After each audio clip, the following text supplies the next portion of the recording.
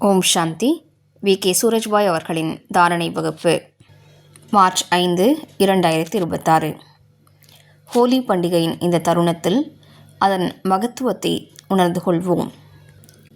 இந்த பண்டிகையானது புனிதமான ஆத்மாக்களாகிய நமது நினைவார்த்தமே ஆகும். நினைவு செய்வோம், நான் ஹோலியஸ்ட் மற்றும் ஹையஸ்ட் ஆத்மா ஆவேன்.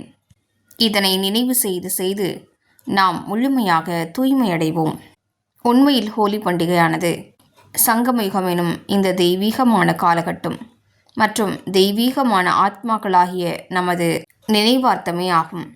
இந்த தருணத்தில் நாம் சேர்த்து வைத்திருக்கும் விகர்மங்கள், விகாரங்கள் மற்றும் அனைத்து விதமான பலவீனங்களையும் எரித்து விடுவோம். அவை நமது சொத்து அல்ல, அவையோ குப்பை கூலங்களாகும். அவற்றை எரித்து விடுவதன் மூலம் நாம் மெருகேறி விடுவோம், தங்கத்தை போன்று ஜொலிக்க தொடங்குவோம். எனவே ஹோலிகா தகனம் செய்வதைப் போலவே நாம் சுயத்திற்குள்ளிருக்கும் ஏதாவது ஒரு பலவீனத்தையாவது முழுவதுமாக எரித்து விடுவோம். அந்த பலவீனத்தை முற்றிலுமாக விட்டு விடுவோம். அதிலிருந்து முழுவதுமாக விடுபடுவோம். மேலும் ஹோலி என்பதன் முதன்மையான அர்த்தம் ஹோலி, அதாவது கடந்தது கடந்து போய்விட்டது, முடிந்து விட்டது, அதனை மறந்து விடுவோம். கடந்த காலத்தின் தாக்கத்திலிருந்து தன்னைத்தான் விடுவித்துக் கொள்வோம்.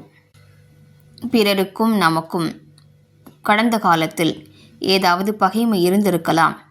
அதனை முற்றிலுமாக அழித்துவிட்டு இன்று நண்பராக ஆக்கிக்கொள்வோம். இரண்டாவது, ஹோலி என்றாலே முழுமையான தூய நிலை. நாம் நமது தூய்மை தன்மையினை அதிகரிப்போம். இந்த தூய்மை தன்மை என்பது இந்த படைப்பிற்கே அலங்காரமாகும். இதன் மூலம் ஈஸ்வரிய காரியங்களில் நாம் மிகுந்த உதவி புரிகின்றோம்.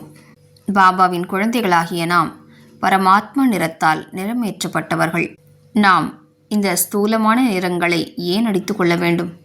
நம் மீது எப்படிப்பட்ட நிறம் ஏற்பட்டுவிட்டது என்றால் அது ஒருபோதும் அழியாது. இதனை எந்த ஒரு வண்ணானாலும் சலவை செய்துவிட முடியாது. இது பிரபுவின் மீதான அன்பின் நிறமாகும். எனவே இன்றைய நாள் இந்த நிறத்தினை மேலும் ஆழப்படுத்திக் கொள்வோம் மற்றும் இன்று முழு நாளும் ஓர் அழகான பயிற்சியை மேற்கொள்வோம். ஆத்மாவாகிய நான் ஜொலிக்கக்கூடிய மணியாக இருக்கின்றேன். எவ்வாறு பீச்சாங்குழலால் தண்ணீரை தெளிக்கும் போது தண்ணீரின் கிரணங்களைப் போன்று வெளிப்படுகின்றன, அவ்வாறே ஆத்மாவாகிய என்னிடமிருந்து அனைத்து சக்திகளின் கிரணங்கள் நாலாபுறங்களிலும் பரவுகின்றன. இவ்வாறு ஒவ்வொரு மணி நேரத்திலும் பயிற்சி செய்வோம். இதன் மூலம் பிற ஆத்மாக்களுக்கு சக்திகளின் உதவி கிடைக்கப்பெறும். இதன் மூலம் அவர்களது வாழ்க்கையில் மிகுந்த உதவி கிடைக்கப்பெறும். ஹோலி பண்டிகையின் தருணத்தில் மக்கள் பாடலை பாடுகிறார்கள், மனதை மகிழ்ச்சியாக வைத்துக் கொள்கிறார்கள், இசையை இசைக்கிறார்கள். அதுபோன்று நமது மனமென்ற கோவிலில் எப்போதும் நாதஸ்வர இசை இசைத்து கொண்டே இருக்க வேண்டும்.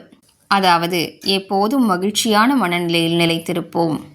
சதா பாடிக்கொண்டும் நடனமாடிக்கொண்டும் இருப்போம். பாபாவை அடைந்ததற்கான பாடல், நமது உயர்ந்த அதிர்ஷ்டத்தின் பாடல். இந்த வாழ்க்கையில் எனக்கு என்னவெல்லாம் கிடைத்திருக்கின்றன என்று சிந்தித்து பார்த்து அவற்றின் பாடலை பாடிக்கொண்டே இருப்போம். தன்னைத்தான் ஆனந்தப்படுத்திக் கொள்வோம். இவ்வாறு கொண்டாடுவோம். சில விஷயங்களை மறந்து போவோம். மேலும் உறுதியான விரதம் எடுத்துக்கொள்வோம். இன்றிலிருந்து நமது வாயை இனிமையாக்குவோம். அதாவது இனிமையான வார்த்தைகளையே பேசுவோம். கடுமையான வார்த்தைகள் ஒருபோதும் வரக்கூடாது. ஹோலியின் தருணத்தில் மனிதர்கள் ஒருவர் மற்றவரை சந்திக்கிறார்கள். நாமோ சுயம் நமது பரம பிதாவை சந்தித்து விட்டோம். இது எத்தனை உயர்ந்த சந்திப்பின் திருவிழா! மேலும் தேவகுலத்தின் மகான் ஆத்மாக்கள் ஒன்று கூடிவிட்டோம். இது எத்தனை அன்பான சந்திப்பு! எனவே உண்மையில் இந்த ஹோலி பண்டிகை நம்முடையதே ஆகும். சகோதர சகோதரிகளாகிய உங்கள் அனைவருக்கும் இந்த புனிதமான தருணத்தின் பன்மடங்கு வாழ்த்துக்கள். இப்போது மட்டுமில்லாமல் எப்போதும் ஆனந்தமாக உங்களது வாழ்க்கையை நீங்கள் கழிக்க வேண்டும். பாபாவிடமிருந்து அனைத்து சக்திகளின் பீச்சாங்குழல் நிறத்தை எடுத்துக்கொள்ளுங்கள். மேலும் உங்களது நெற்றியின் மூலமாக பிறர் மீது அந்த ஞானம் மற்றும் குணங்கள் சக்திகளின் பீச்சாங்குழல் நிறங்களை அடித்து கொண்டே இருங்கள். உங்களது வாழ்க்கை எப்போதும் மகிழ்ச்சியால் நிறைந்திருக்கட்டும். ஓம் சாந்தி.